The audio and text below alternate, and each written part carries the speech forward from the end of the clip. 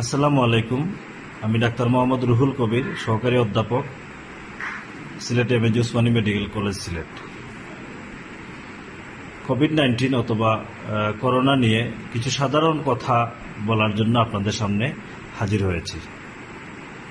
আমরা সবাই জানি এই ভাইরাসটি নাক, মুখ এবং চোখের মাধ্যমে সংক্রমিত হয়।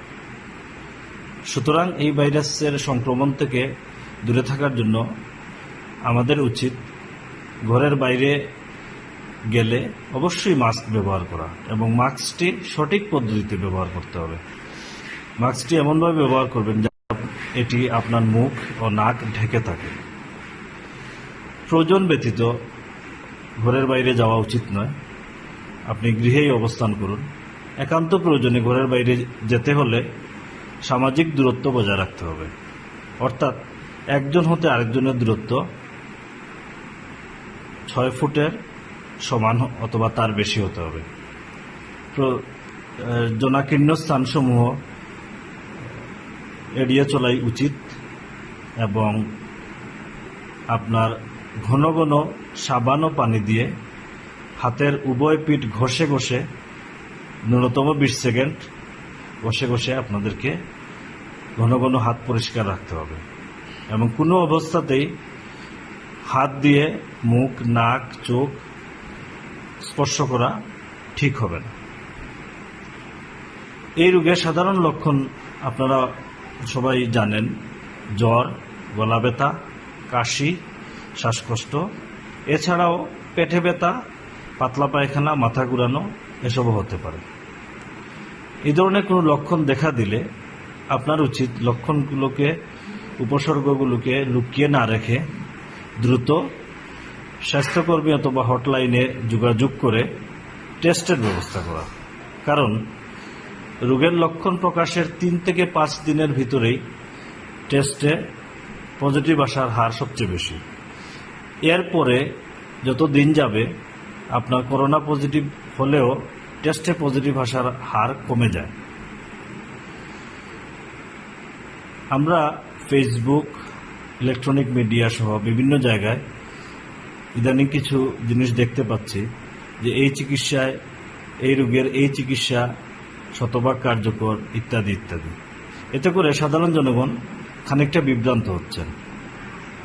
রোগের লক্ষণ প্রকাশ পাক বা না পাক, চিকিৎসকের সাথে পরামর্শ না করেই ফার্মেসি অথবা অন্যদের কথায় প্ররোচিত হয়ে বিভিন্ন ধরনের ওষুধ সেবন করছেন, যা আসলে জনস্বাস্থ্যের জন্য ব্যাপক হুমকি।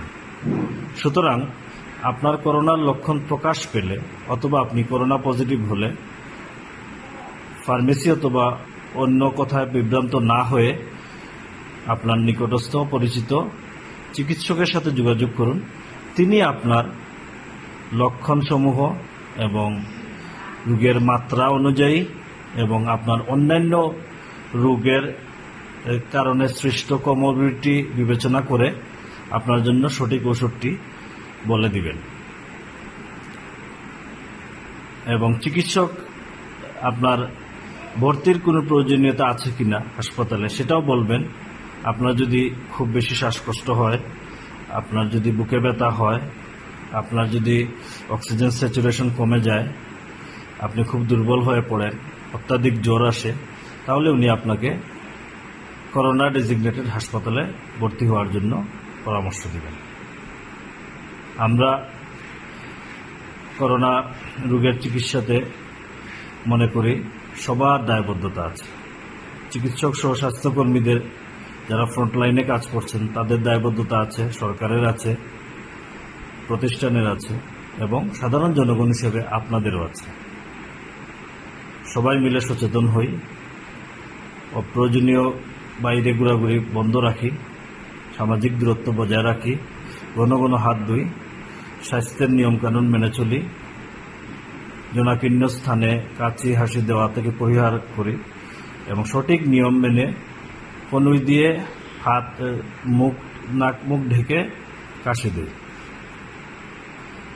সবার সম্মিলিত সহায়তায় আশা করি একদিন এই পৃথিবী করোনা মুক্ত হবে।